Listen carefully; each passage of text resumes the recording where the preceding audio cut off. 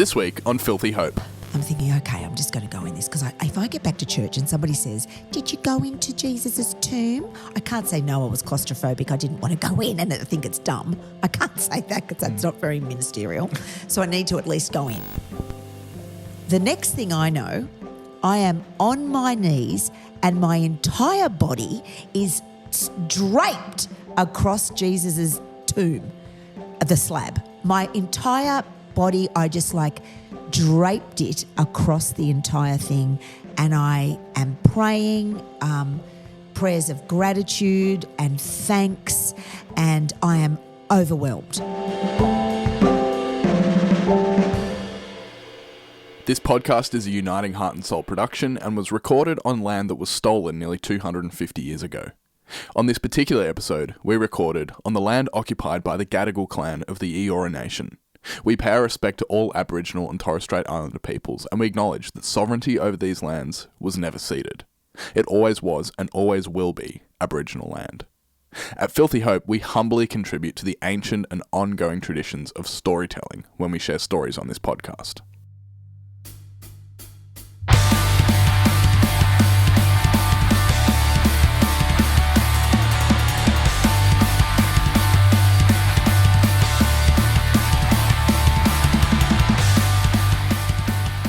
Hello and welcome to Filthy Hope. I'm your host, Jonty, and joining me, as always, is my co-host, Rev Ness. Yay! And if it's your first time here on this podcast, we spend time in the grey spaces where Jesus, life and culture intersect.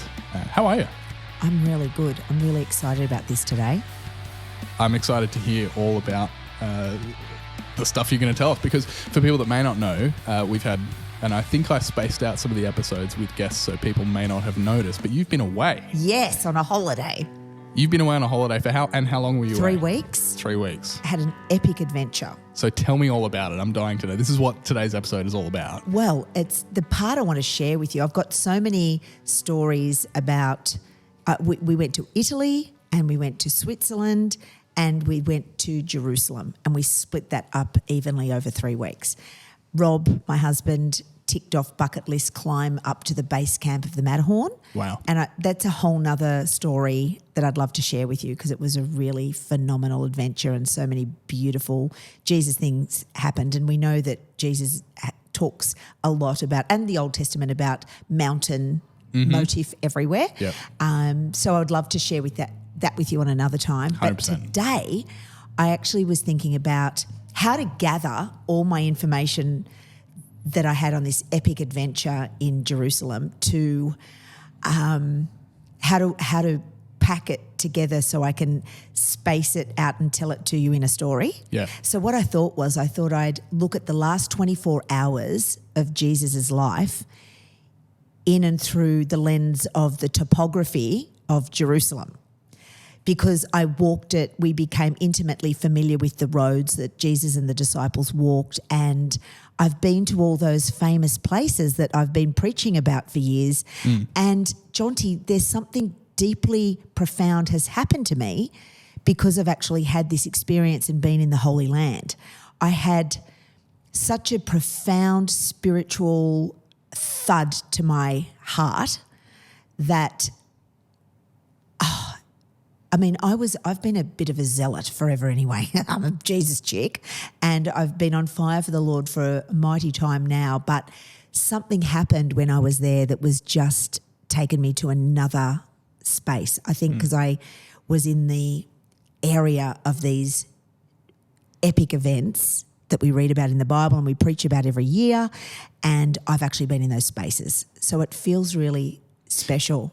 Instead of just being able to understand it, you can feel it, and you have a sense of the space that it took place in, right? Brother, yeah. I look, I'm going to can I cut to the end before I start at the beginning of the 24 hours? Yeah. Because I just want to share this one with you because it was just extraordinary for me. Rob says, Rob had been to Jerusalem several times and he's been saying, I've got to get you back there, I've got to get you back there. He goes for work and then he might have a weekend day that he has a day off, and so he'll go into the old city of Jerusalem. got to get you back there, Ness. I said, yeah, I've got to get there too. But, just watching the safety of the town, it's a volatile city. It's a high voltage city. And as we know, where it's like day 7 of this war that's happening in Israel at the moment and in Gaza, and it's a volatile town. I didn't pick up any of that though at the time. I was going to say, and just for context, you've been back in Australia for how long now? A couple of weeks. Yeah. So but it was close. I'd only been back sort of 2 weeks, and then this happened. The war kicked off. And when I was there, there's a vibe, there's a tension, a peace. I hope I don't offend anybody. There's a peaceful tension in that city, right? In the old city, that everybody lives in a tension that's quite manageable. Yeah. So you've got Palestinians in the old city, you've got Jews in the city, you've got Armenians, and you've got Christians all living in this city together and all worshipping in this city together, because the holy site of Temple Mount, everybody sort of has a stake in. Everybody wants a piece of it, right? But it's occupied by the Muslims currently, and hasn't always been historically, but at the moment it is. But the Jews have a stake at the Wailing Wall, and the Christians want to have a stake because it was, Solomon's temple, and it's an epic feast of spirituality in that place. And super, super complex in terms of... So complex. All the politics, but all the religious history involved as well, and all the cultural history. Yes. For as long as I've been alive, understanding what the conflict over there is about and what the outcomes and intentions from all parties are is so complex to try and unravel and understand. And we might talk a little bit more about that on a future episode in terms of really understanding what's happening in that area, because it's for people much more intelligent than us and much more clued into the politics and the culture. And that's right. I think that's a really sensitive point, Jonty, because I don't feel a little bit when I share a story about child sexual abuse that happened to me, I feel that I have a position where I can actually cast judgment on the position.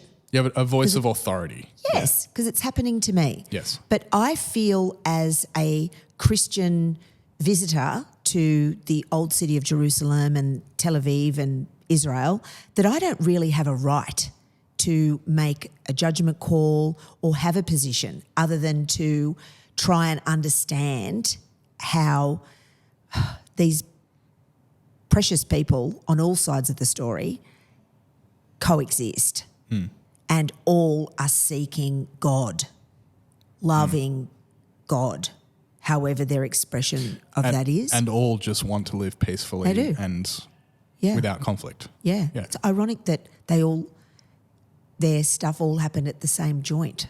I think within a kilometre. It's the history of religion, the major religions, all kind of goes back to almost a singularity point, so not just geographically, but you can date all the way back to Abraham and that kind of point of singularity at which different religions branch off. And it occurred to me it's just a family punch-up. It's like a big family punch-up that's happening in that city. Prior to the war, it feels like you've got the family. We were all a part of this original family, all stemming from Abraham, right? And then shit hit the fan, and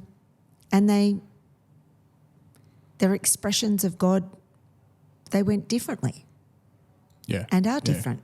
And just simply taking the side of being on the side of humanity and being on the side of peace and condemning things like genocide and human rights abuses, regardless of which side, under which flag, under which religion. Yep. For people like us on this side of the world, just to kind of not plant a flag in any piece of ground because it's not our position. It's not our position. I agree. I really agree. It's really interesting. We should learn from everybody involved and then help the family members come to a resolution peacefully and all get on with doing life peacefully, albeit differently. It's a volatile conversation, and we need to tread very carefully. I'm super aware of that. Yes. But I suppose today... Yeah, you were there. Yes. About a month ago now. Yes, and it didn't feel volatile at all. Rob and I had said to our girls, they were worried about us going in there because there had been a bit of a ruckus, I believe, in Tel Aviv a couple of months prior to us going. And so Rob and I had the plan that this week in Jerusalem was going to be the final week, and if things in the media looked like they were going to be hot and we were going to keep an eye on the DFAT side, etc., if things were looking like there was going to be some sort of unrest, we were going to go to Liechtenstein or somewhere else and just divert somewhere else. Go somewhere else. And I'd promised our girls that would be the case, but things looked like it was going to be okay, and so we just proceeded with the plan. And I'm so grateful that I've had the experience to go there because of the multitude of experiences that I've had, and I feel like now when I preach I've got the full sensation of the place. I can visualise the and paint a better picture, not just from the textbooks now, but from actually seeing it with my own eyes and felt the space, the topography, the lay of the land, the temperature, tasted the food, and fully immersed myself culturally in that Middle Eastern culture for that time. So it was like, they, pomegranates and dates and figs, mate, and olives, they're bloody everywhere. Now I understand why it's talked about so much in the Bible. Those trees are everywhere, Jonty. It's like, whoa, that's why. I'm thinking, why didn't he mention mango trees or, mandarins or bananas, because they're not there. So I know that sounds a little bit ignorant, but it was just sort of became like a bit of an aha. I had so many aha moments, right? The dusty sandal bit, the washing of the feet. It's a freaking desert, mate. It's hot. It's dry. It was 35 to 38 degrees when we were there. I mean, my clothes were wet and stuck to me. I mean, in Sydney on a 38-degree day, mate, we just stick in the aircon or go to the beach, right? Yeah. I mean, I was out walking for 6 to 7 hours a day in the heat. It's like, you get dusty. Lucky I had my hiking boots on. Jesus didn't have hiking boots on. Sandals. He had his sandals, mate. He must have had incredible proprioception of his feet and his intrinsic muscles of his ankles, because those roads are rocky and treacherous and uncomfortable, and I had my Merrells on, mate, so it was easy to manoeuvre the ground. But those things occurred to me, hot and dusty, and thinking about the woman at the well, thinking about even that middle of the day. We talk about it was the middle of the day and it was hot. Now when I say that, when I next talk about the Samaritan woman, I kind of have a better understanding of that. No wonder they didn't come out in the middle of the day, because it's so bloody hot. She had to probably walk a couple of Ks with, jugs of water that were heavy, cumbersome, in the heat. And she didn't want to mingle with Jewish people because they looked down upon her. I kind of get it in a whole new way.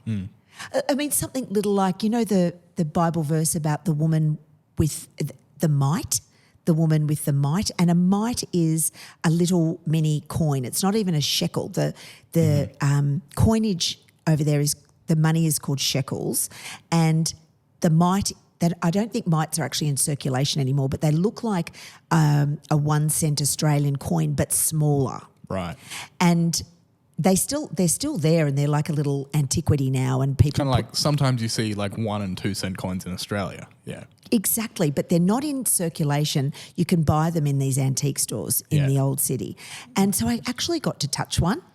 I got to touch one of these little coins that had been in circulation in Jerusalem for however long, and it's just like, oh my gosh, that to me now makes so much more sense when I tell that story of her, and she gave a mite because that's all she could give. Yeah. It was just so little, And I knew that before, but to actually see it and touch it and to feel it, it's like, shit, I get it in a bigger way. Actually, the first weekend I came back and I preached, Jonty, this is going to sound really weird. I've been a minister. I'm in my 8th year of being a minister, being an ordained minister. Yeah. I was ministering way before that. But it's John Humphrey's favourite thing to say. Everyone's a minister. I know. Yeah. But ordained ministry. I've been running away from that title and that label for my whole time that I have been one. Yeah. All of a sudden, I feel like I am one. Yeah. Dead set. You've got your... I don't know. I got some stripes your or qualifications. Something. Yeah. I feel like all of a sudden, I'm legit now. Yeah. It's crazy shit, right? But it does. You got the master's degree. You've been there. I've been there. Yeah. That's exactly right. I'm telling you, that's another shout out to the UTC lecturer that allowed me to take a leave of absence from my master's. He said this will be far more educational for you than any essays that I can make you read in a subject. Off you go, sister. And I thought, that was gracious of him. He was right. Yeah, wow. He was right. I mean, the knowledge that I've gained, I think every Christian should go on a pilgrimage at some point if they are able to go to Jerusalem and the area to experience it, because it was epic. Can I tell you this one big story? Please. Oh, this is what this and is all about. I haven't even started on what I planned to tell you We today. may not even get there, Okay. and that's fine. I just want to tell you this. So we arrive in the old city of Jerusalem. We land in Tel Aviv. We've had a shit flight getting there, but we get there and we get off, and you're in a land where nothing's in English. Everybody's speaking other languages, lots of different languages all around you. And I'm a starer. I can't help but stare. I become fixated in the customs queue at staring at all the Hasidic Jews. So, and the outfits that they all wear, that depending... And can you just explain maybe for people that don't know what Hasidic Jewish tradition is as well? So this is rookie Hasidic Jew info. I'm really just talking about their costuming and the clothing that they wear. They are the right-wing extreme faction. Are they a faction? Are their belief system of their culture? They are the strictest of strict in terms of their practicing of Judaism. And you know that they are a part of this group because of these incredible outfits that they wear and what they do with their hair. So they're the men that have those beautiful long curly bits that come down, it looks like, from their sideburns, that come down from there. They actually shave the back of their head and keep this hair piece just from the temples of their hair. And I was wondering why they do that. I think it's Deuteronomy or Leviticus. It says something about you can't cut your hair. And I don't understand that. Somebody please explain to me. So you can shave the rest of your hair, but you keep these little bits at the side. Right. I suppose it's just interpretation, right? Yeah, it's how probably. They've interpreted it. It's really beautiful. But also imbued with tradition and culture. Yeah, 100%. So it's really quite beautiful because I was looking at it and I have very short hair and to see these men with these gorgeous curl, and it's like one massive ringlet that falls down to almost shoulder length. It was really, I was fascinated by that. And then they have facial hair, and then they, some of them wear like a fedora hat. I'm sure there's a name for it. Yeah, and then some of them wear these bearskin fur hats that are very big on top of their heads as well. And then they all seem to wear black suits. Everyone's in a black suit. Some are really well-fitting and some look like they're from Lowe's Menswear. So I suppose it just depends on your finances. Some look incredibly impressive and you can tell that they're wealthy, sort of tailor-made men in exquisitry. But the less exquisite ones are still the sameness. So they all look the same. That's the get-up. It's the gear. It's really quite extraordinary. And then they have their fringed white apron underneath with the tassels that are exposed out the side. I couldn't stop staring at them. They were just extraordinary, and they were all men gathered together. We were coming into the week of Yom Kippur, which is the week of repentance, where the Jews spend this week going to one another's homes and asking for forgiveness if they need forgiveness, and seeking forgiveness from one another and from the Lord, which is quite beautiful, really. Interesting. Yeah. I hadn't heard of that before. That's really interesting. That's Yom Kippur. And interestingly enough, it was the final day of the celebration of Yom Kippur, this festival period of time when I believe the war started. They surprised Israel by doing it on the final day. Right. Okay. And hence why the army was kind of a bit asleep at the wheel, I believe, and had such an impact in. So it was an informed choice to. I believe. I think so. Right. I think if not, it's at least interesting that was the time. the day. At which, Yeah, exactly. Yeah, I only know that because I was there. Yeah. And Interesting. I didn't know that. Super interesting. So these men are coming into Old City of Jerusalem, and they were a huge cluster of them, like so many of them, coming off the plane and then coming into customs. So I keep staring at them and I'm secretly videoing them because and taking photos because I'm fascinated by the outfits, and it's just an extraordinary sight, quite frankly, and so different to anything that I've seen. And we're in Wallara. Well, that's right. We're in the middle of sort of the enclave of the Jewish enclave in Sydney, right? It's sort of like the Jewish quarter if we were to divide Sydney up. And I rarely see that look. So it was beautiful. I really enjoyed seeing that. And this is the interesting piece. So I'm looking at that and Rob keeps saying, stop staring, and I can't help myself. And we're then taking our luggage and getting on a train to catch the train to the old city of Jerusalem from the airport. No big deal. Waiting to get on the train, but you can't read any signs and there's lots of announcements and it's all in Hebrew and I don't understand any of it. A bit like friends of mine were in Japan recently trying to get public transport. You can't understand any of the signs. No. Nightmare. So Rob sends me off to ask people. So because I do friendly and I ask people and then I find out. So that's okay. We work to our strengths, Rob and I like that. Extrovert. Totally. Exactly. So we know that the next train is the train we're to get onto and it's sort of peak hour. So this huge mass of godly people is what I'd decided they all were, Hasidic Jews. They're so devout. They must be such massive godly people. I'd made an assumption, Jonty, that Hasidic Jews were really going to be well behaved and impeccable kindness and love because they wear this outfit and so they're saying to the world that we devoutly follow God. This is what I thought. Okay. This is my story and this is my ignorance. This is what I thought. All these people clustered together. What can go wrong here? They're going to be everyone's going to be really well behaved. New York City, different story. It's dog eat dog there, mate, if I was getting on a train in peak hour traffic. No worries. I would expect to be pushed and shoved and... Getting on a train at Milson's Point on New Year's Eve. New Year's Eve. Yeah. Pushed and shoved and drunk people everywhere. You know that's going to happen. I'm in Jerusalem. I'm with all these people in these outfits and I've just assumed that they're going to be kind. Well, there was a lady with a pram with a baby, a pregnant woman, and Rob and I with our bags and peak hour. And this group of guys pushed and shoved those women and who were not a part of the same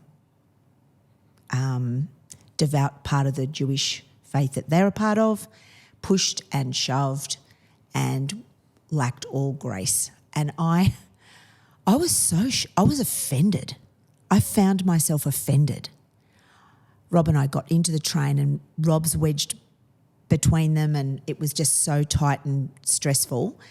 And I'm wedged between this really young, sporty girl in a sports crop top and a little sporty pair of shorts, and she's got her electric bike and her little headphones in her ears. She just looks like a little, 25-year-old chick that we'd see in Paddington riding her electric bike into the park, right? And she sees what had occurred because she was on the train when it pulled into the station, and she tries to communicate with me. And she says to me, lady, and she points to a seat.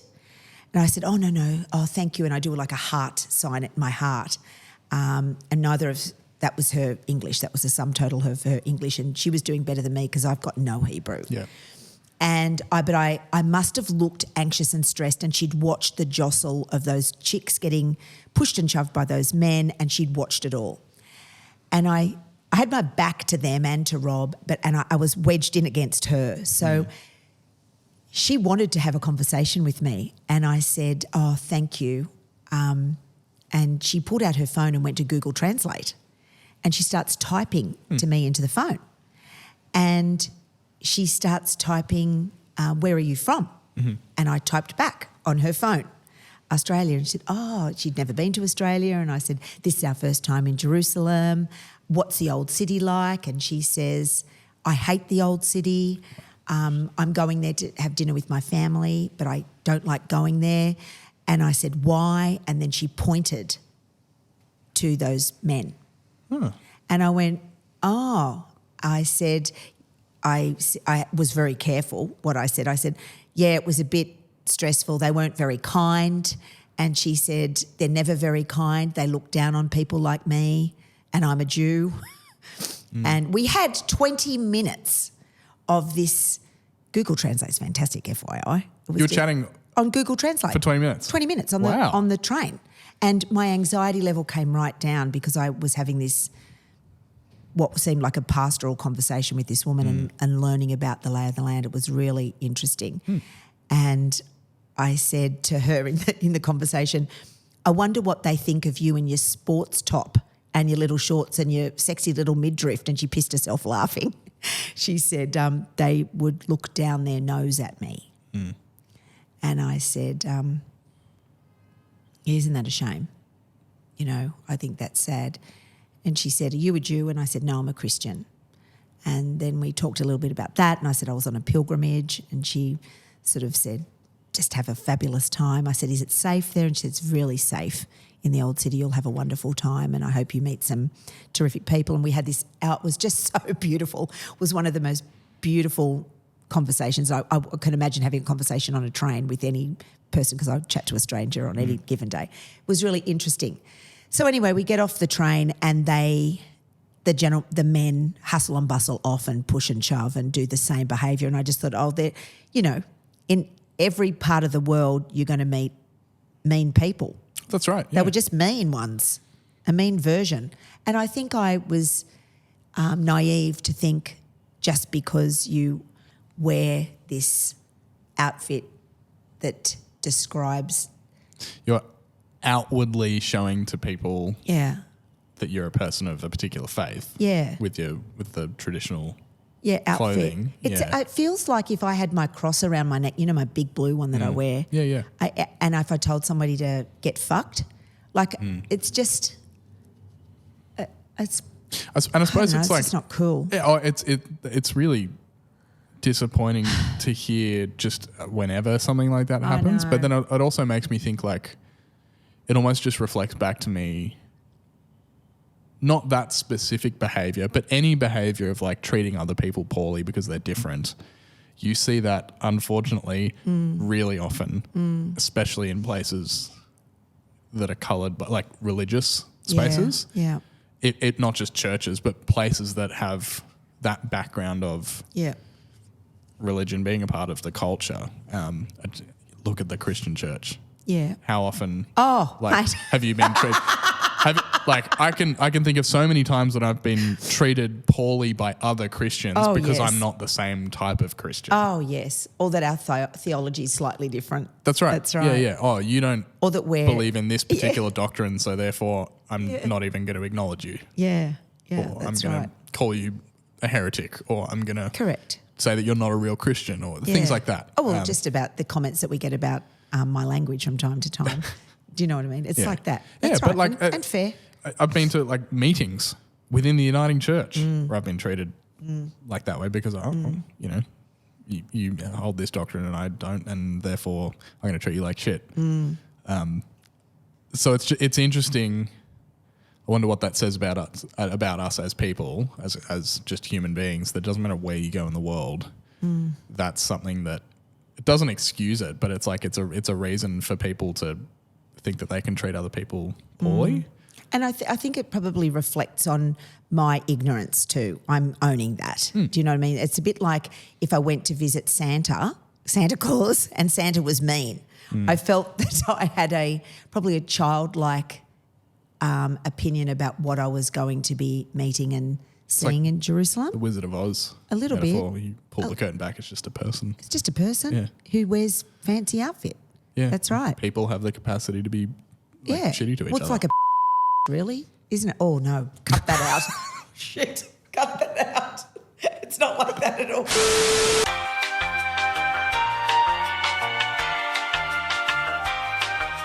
I met some phenomenal people though. Yeah. Absolutely brilliant people. And it was I think it was just sad that was my first big interaction. But offset by what sounds like a really epic life-affirming yes. interaction with that person on the train. Yes, amazing. And life-affirming with so many Muslims and so many Jews and Armenian Christians and Christians and pilgrims from all over the world. It was that was my only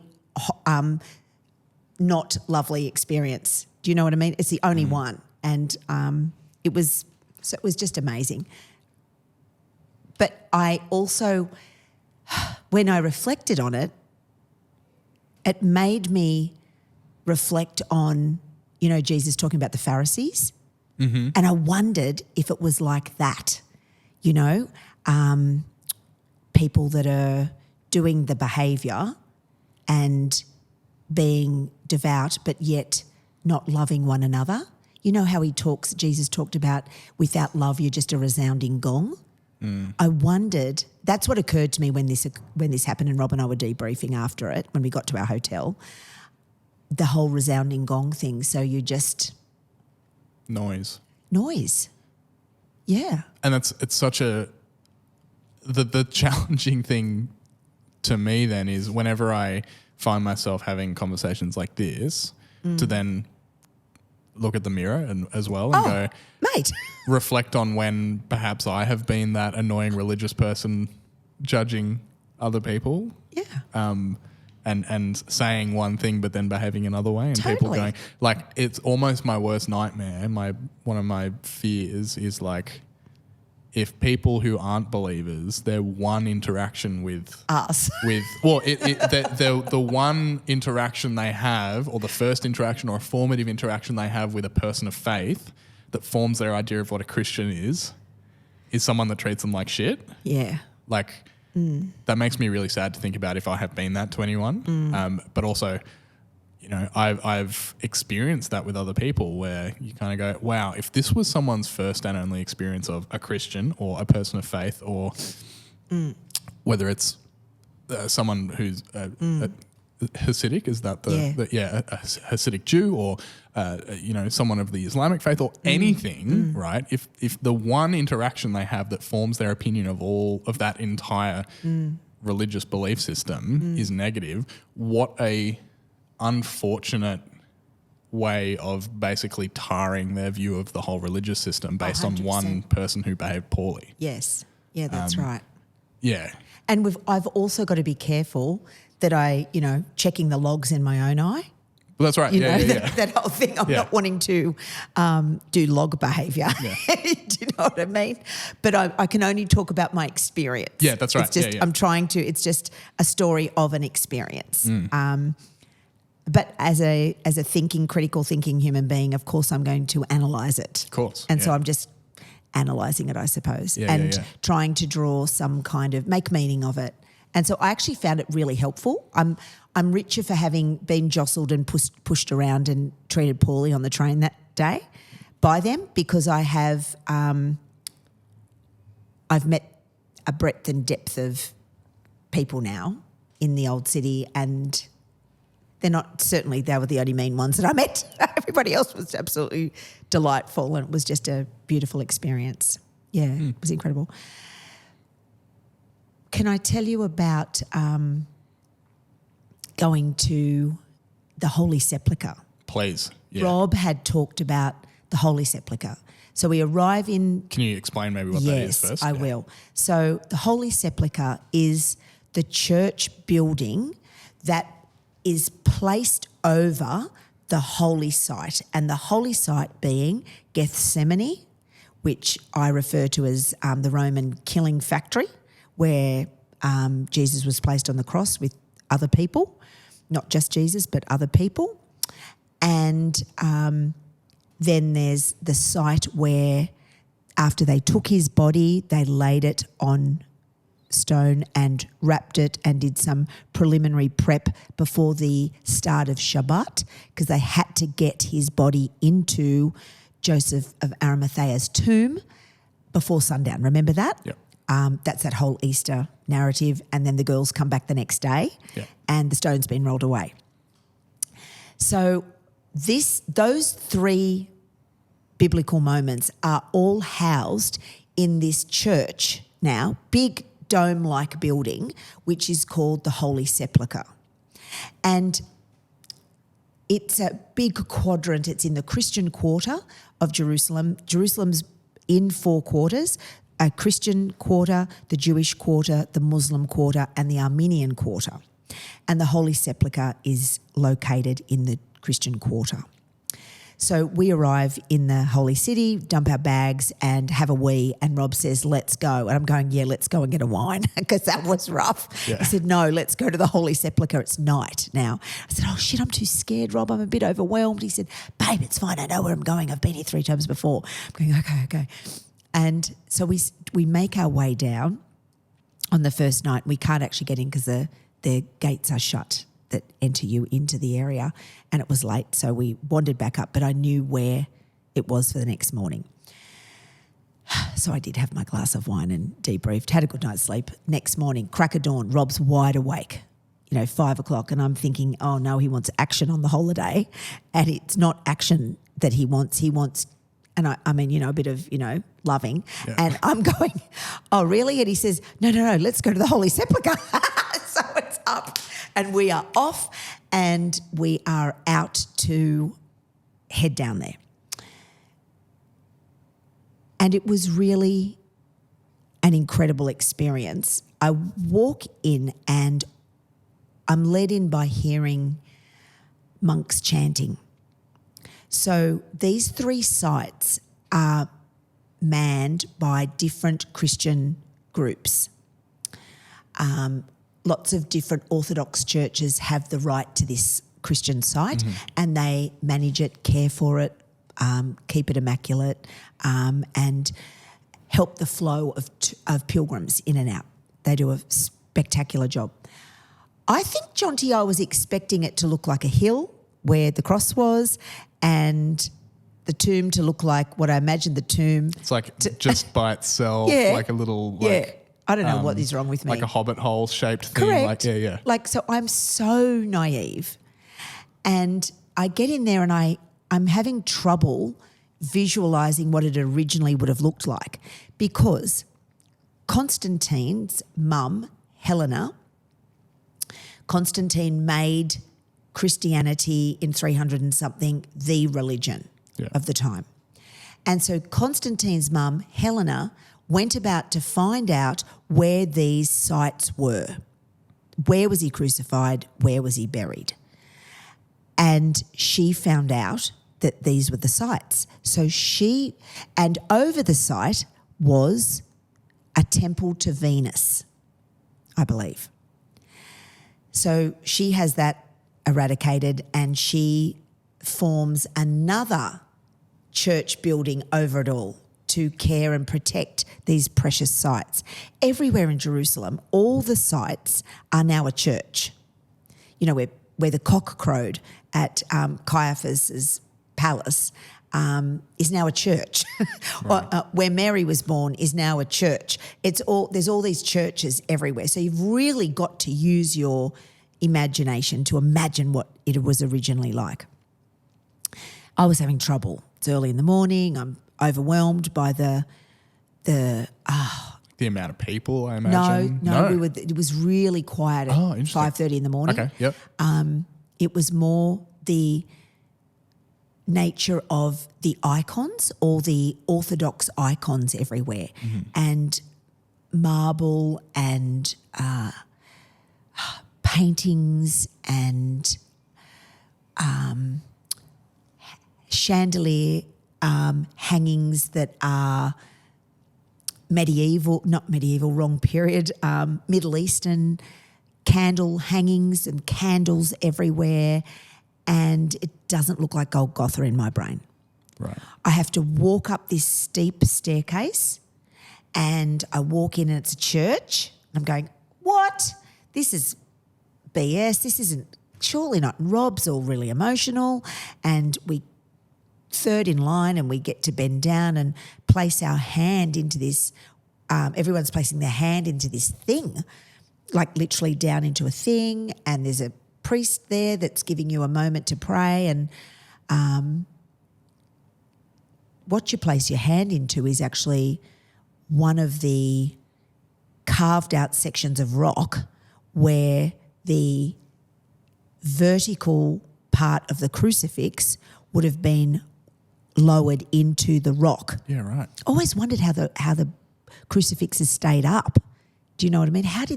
Didn't they wobble over and fall over in the wind with a person hanging to them? They were actually the vertical part of the crucifix was lowered into rock. There you go. Isn't it interesting, right? Yeah, yeah. And he would one of those holes. Yeah, yeah, where you put like your a hand big, into. and you, it's a big. You can't see it if you're listening to the podcast, but it's a big, 20, 30 centimetres.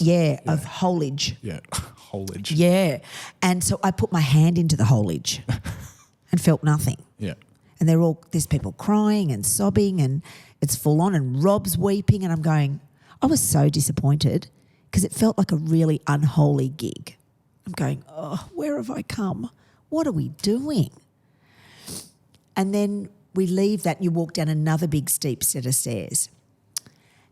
And then Rob's explaining to me, and that would have been the hill, trying to understand the typography of the land. That would have been a hill that he would have climbed up to, which is actually about 2 stories high.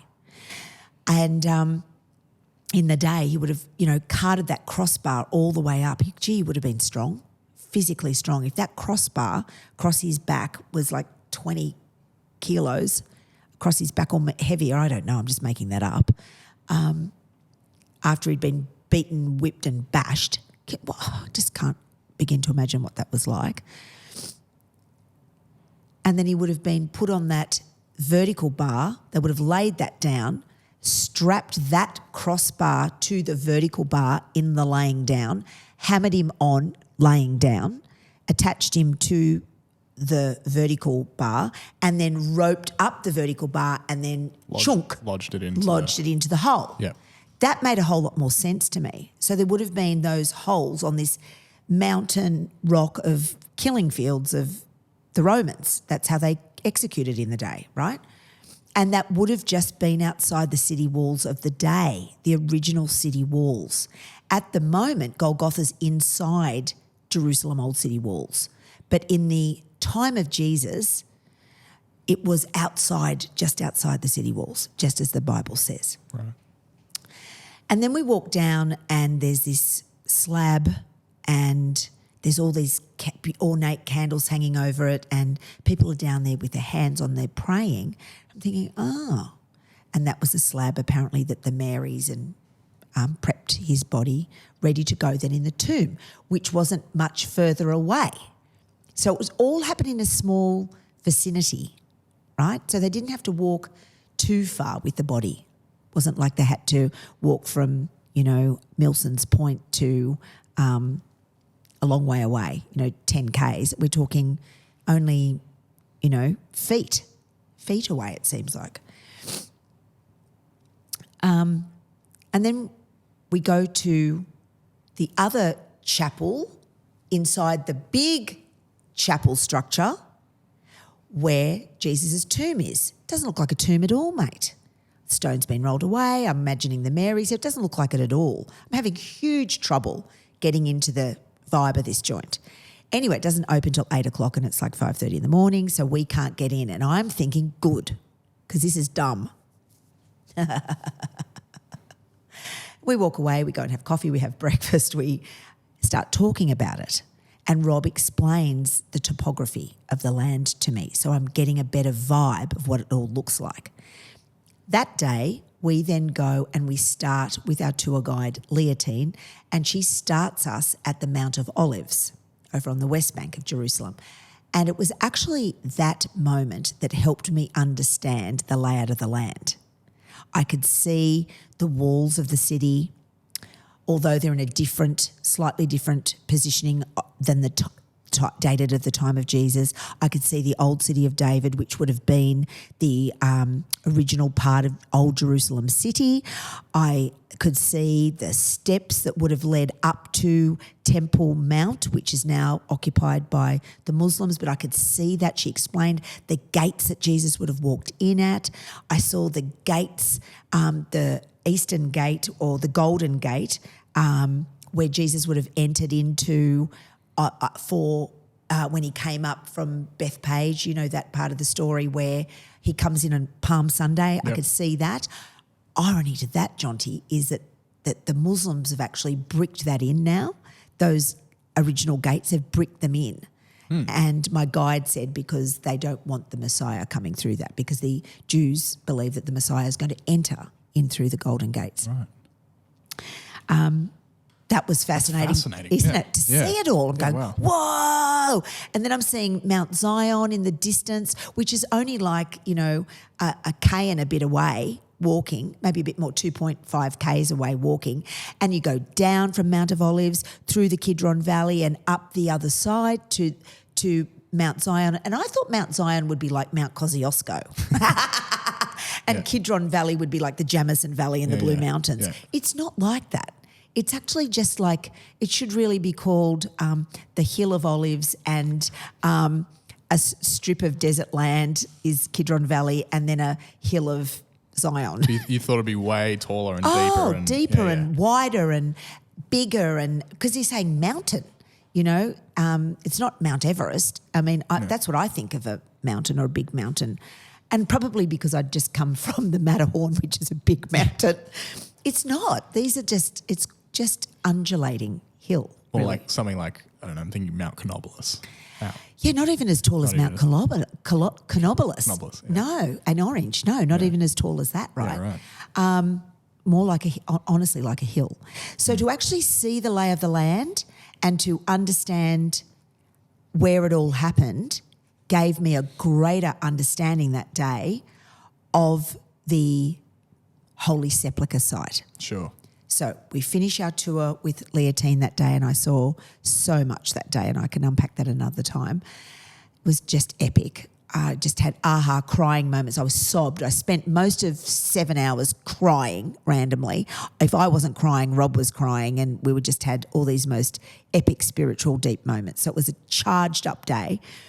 We get back to the hotel, have a shower because our clothes are stuck to us. We're that wet, and we have some Hydrolyte and we start again. And then that night we head down to Holy Sepulchre again, because now I want to go back again, because now I've got an understanding. Yeah. So we get down there and I just want to go into the tomb now because I'd seen other tombs in the real, so what they look like into the side of the rock. And they're just like a hole opening, and I've got a picture, we can show some pictures, sure. A hole where the body really just gets slid in, because what the Jews did was they put the body in there, the body decomposes, and then they come back and take the bones and put them into a smaller box. Right. I think that's called an ossuary. Okay. I think that's what it's called. We could probably find that out and put it up on the screen. Yeah. Hope I've got that word right. And then they collect the bones sometime later, and then the tomb is used again. So that is significant, because in the Bible they talk about Joseph of Arimathea gives his tomb to Jesus and it had never been used before. I didn't understand that. Well, of course it's never been used before, because it's a burial site. How are they going to shove multiple bodies in this same burial site unless they stack them? Because I'm thinking like my Western burial thinkage. Graves. I've done plenty of funerals. I know what that looks like. But no, it's really different. The sites in the day were just used as a temporary holding decomposition, and then you take the bones, which I thought was, loved learning that. That was terrific. So then I've got an image of what these tombs look like. I then go back to the Holy Sepulchre and start to lay over the visual of what I'd just seen into what I was looking at with all this iconic palaver around it. We're queuing up. I'm still hesitant to go in. It's really claustrophobic, and I'm thinking, okay, I'm just going to go in this because if I get back to church and somebody says, did you go into Jesus' tomb? I can't say, no, I was claustrophobic. I didn't want to go in and I think it's dumb. I can't say that because that's not very ministerial. So I need to at least go in. So I see these ladies in front of me with rosary beads, and everyone's very quiet and it's very peaceful, and there's all these pilgrims, Jonty, from all over the globe there in all their different attire, lots of clergy.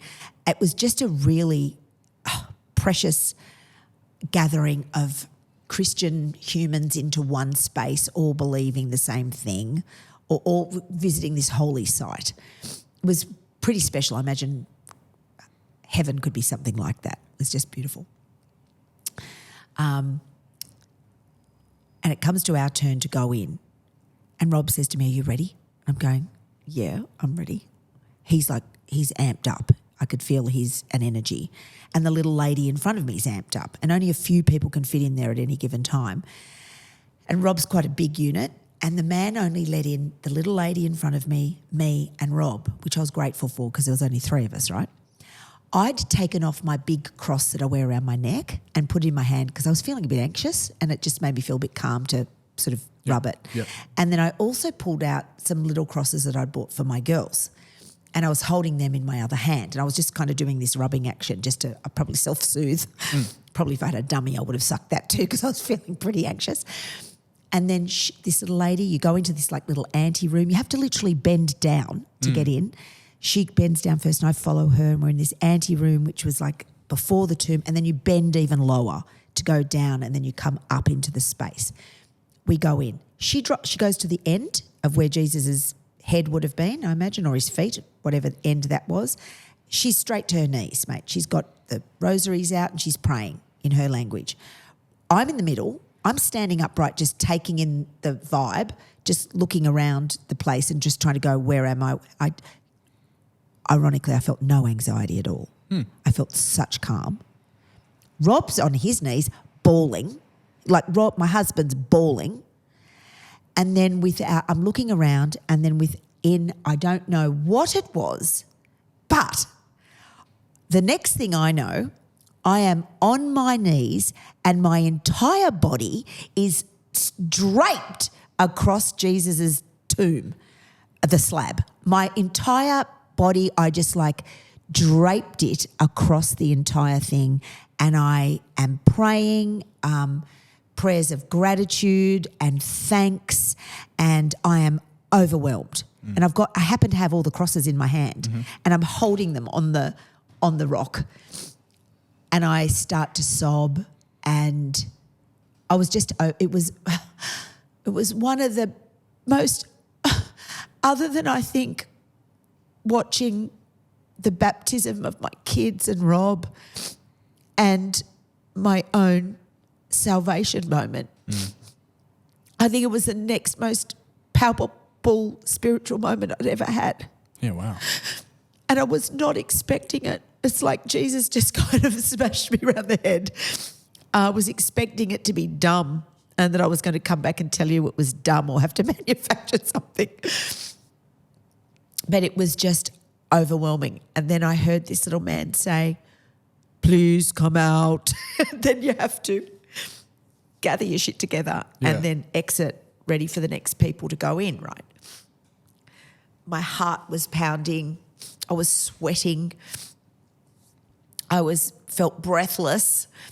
And Rob was the same. And they've got all these chairs and seating for people who obviously are overwhelmed. And so we went and sat along with the people that were there before us. Yeah. And people have got their Bibles and people are praying in their own language. And we just gathered our thoughts and talked about the moment, the deep moment of it. And then all this scripture kept coming into my mind, and I kept thinking of the moment that the stone. I thought it was some mass. I thought the miracle was the stone was rolled away. Because Because it was so big and heavy. Yes. I thought, now that's a miracle that the stone's been rolled away. Big ass angel. Big ass angel has moved the stone. Yeah. No. It's not very big at all. It's a bit like like I'm showing my arms. How big is that, Jonty? It's just like I don't know. Like a metre across maybe? Yeah, maybe. Not that big? Yeah, so maybe a metre across. That's in diameter, Yeah. Didn't seem very big at all. Enough to fit a person through, right? Yeah. And I kept thinking, this is where the stone was rolled away. And then I had the image. I was sitting just outside where the tomb was, and I thought, I wonder if Mary was here. This is the vicinity in which Mary was, and she sees the gardener, and she says, she thinks he's a gardener, and she says, excuse me, this is the Bible according to Vanessa, excuse me, sir, where have you taken my Lord? Yeah. And he says, Mary. And she recognises. She says, Rabboni, Rabboni. Yeah. And he says, don't touch me yet, Mary, because I have not yet ascended, or words to that effect. Yeah. And that passage just came to me in that moment. I just howled again. Must have looked like such a twit.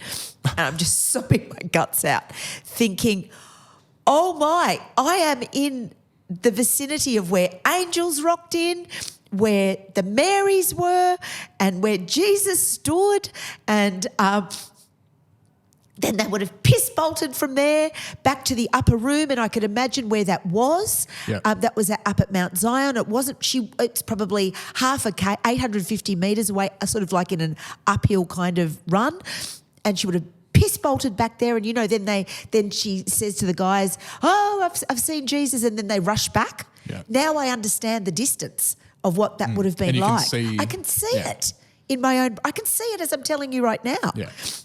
It's just extraordinary. And I think to have just been in the space where these epic events occurred made it feel all the more real for me. Yeah, Like it was real before, but now it's like so, I don't know, just off the charts for me. I don't know how I'm going to keep my shit together at Easter this year, next year. It was just palpable, and I felt that the Spirit, I think God sort of hits everybody in that moment, because there's not a dry eye or a unemotive person in the vicinity. But I wasn't expecting to feel a thing. So do you have a sense of what changed for you in between walking around going, this isn't that impressive, I can't see it, like what's the point, it's too early, to then that experience? Was it, do you have a sense of maybe was there something that changed for you, or was it purely like God showed up and brought that experience to you? What do you think?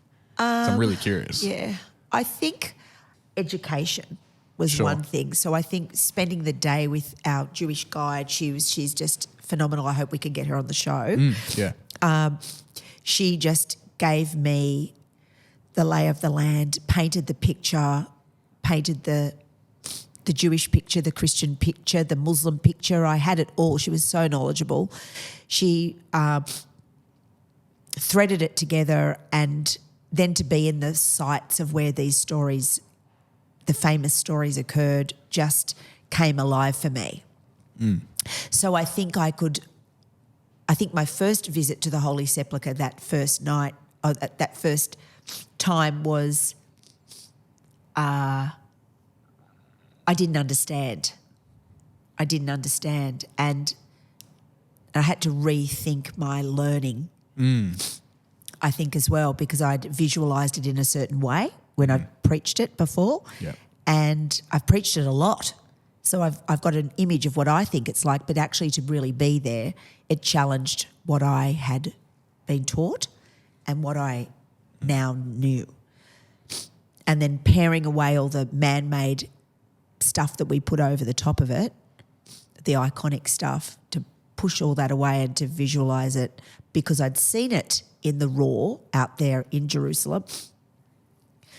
I could then pare that away in my brain and make sense of it, and then the Holy Spirit just showed up. And not just for me, but all the pilgrims. Hence why there's a whole area afterwards for people to sit and collapse. literally collapsed. Yeah, People wow. were all over the floor, literally. And were there people there to like who are stationed there to facilitate that space, or is it just like a Interesting. Just the monk. There's a few of those dudes around. I think they might have some kind of orthodoxy. One of them. I feel embarrassed that I don't know which version. But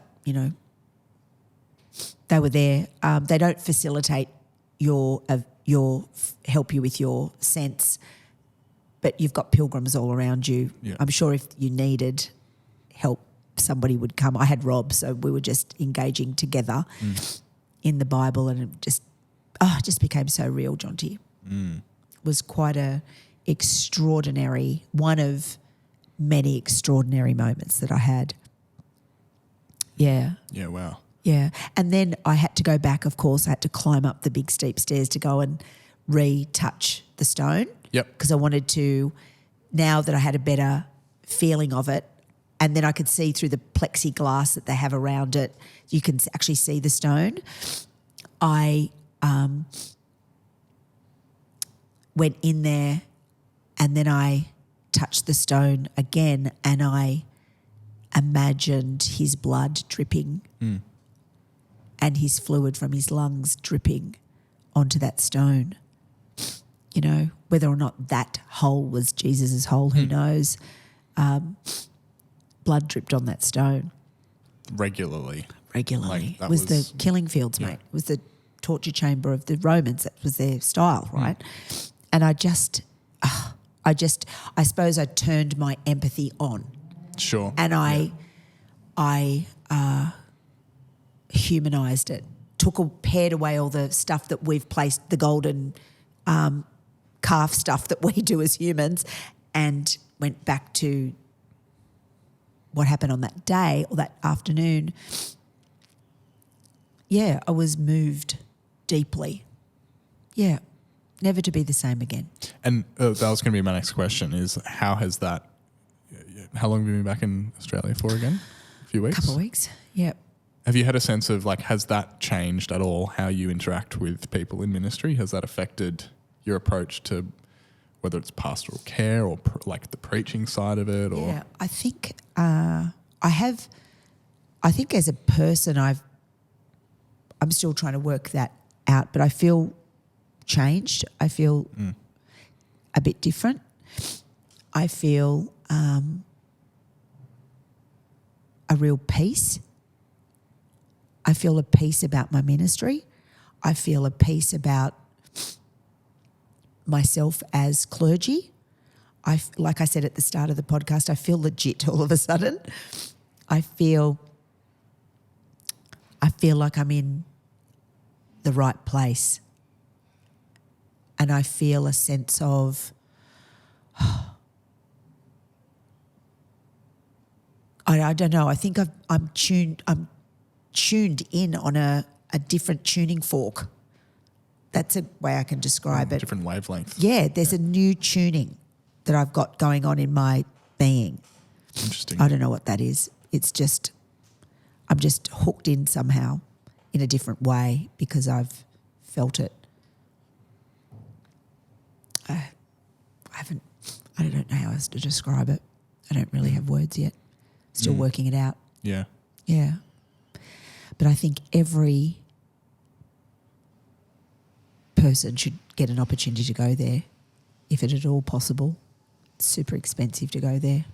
Even if you do it on the cheap, it's still expensive. But I think it's a spiritual game changer. I really do.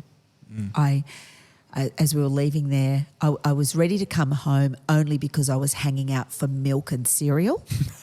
That's so weird. I have the same thing when I travel. Yes. All I want when I get back, and one of the first meals I usually have breakfast. if I've been somewhere that doesn't do just milk and cereal, it's a big bowl of cereal. Oh, Jonty. Because they're in a desert, there wasn't a lot of dairy, right? Yeah. I felt like there was lots of falafel and lots of hummus at every meal and salad for every meal. And you just I just wanted my muesli or some porridge and my oats or something normal. that's the only reason I wanted to come home, because I was hanging for something that I was familiar with, because everything in that town was not familiar.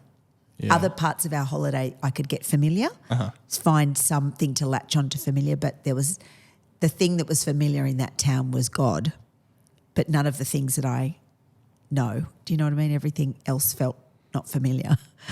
Yeah, so it was a medieval plethora of extraordinary sensation, knowledge and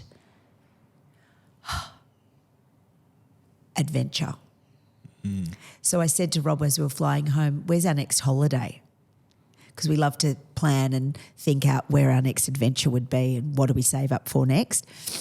And we've decided we want to go to Jordan and Petra because Jesus went there as well. And we want to do that part of the Middle East next. Yeah, wow. Yeah, so I don't know if we'll ever get there because of the unrest that's happening in the Middle East at the moment, but I've definitely got that now on my radar because Jesus would have gone there through the desert to Petra. And it's one of the most beautifully held Roman sites of all time. It's still in great condition. And so I can't wait to see that one day. I think it'd be a phenomenal thing. Yeah, wow. Yeah. Yeah, and I know because I've spoken to you, there's like so much more to this story that we're going to continue hearing about in another episode, possibly multiple. Yeah. Because there's so much stuff that I want to talk about with you. Jonty, I never even talked about his first 24 hours. I never even went there. No, so we had, for people listening, we have like a document. We had a whole plan for what we're going to talk about this one. We haven't even touched any of it. So, good gosh. And we have, so there's so much more that we're going to unpack about this. And like you said, we're hoping to get a guest on to talk about this as well. But in the meantime, if people have anything that they want to follow up with, any questions about what Ness has been talking about today. I'd love to hear their experiences if they've been there. Yeah, 100%. Or if I've got any of the facts wrong, please chime in because I'm not an expert. Yeah. I've just had a really cool adventure.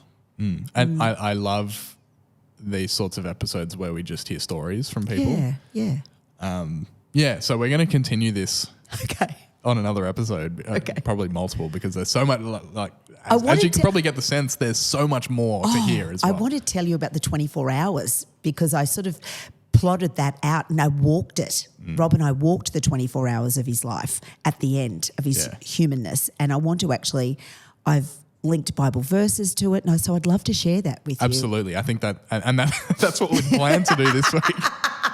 So maybe whether or not at some point we will come back and go through all of that because that's really fascinating as well. It is. To It's go a good through one. marked by scripture on the It's cool. 24-hour period. Yeah. So look forward to that coming up soon.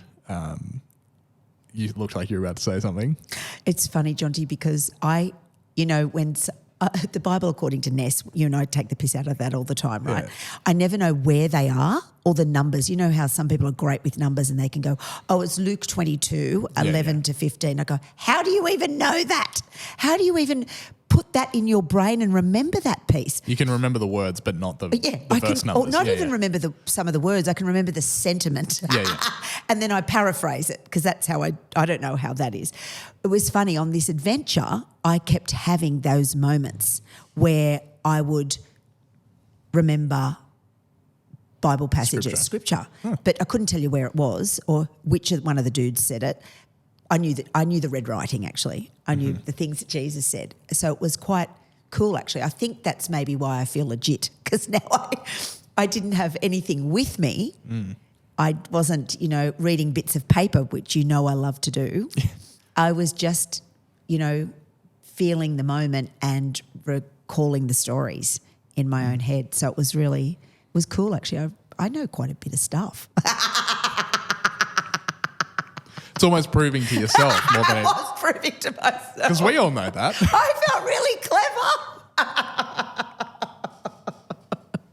It was really cool. Yeah. So, like I said, we're going to pick this up possibly next week, we're going to go through some more of this stuff. But in the meantime, feel free to get in touch, filthyhopepod@gmail.com, or you can find us on socials. Links for all that will be down below. Any final words before we... I'm just so grateful to be home. It's good to have you back. I do love having guests on the show. Like, I love chatting to people, but when it's just me and another guest, I'm like, where's Ness gone? Oh, how funny. Yeah, no, I love a chat with you. Always feels great. Thanks for listening. Oh, and thanks for sharing so openly. It was... Pleasure. Just edit those dodgy bits.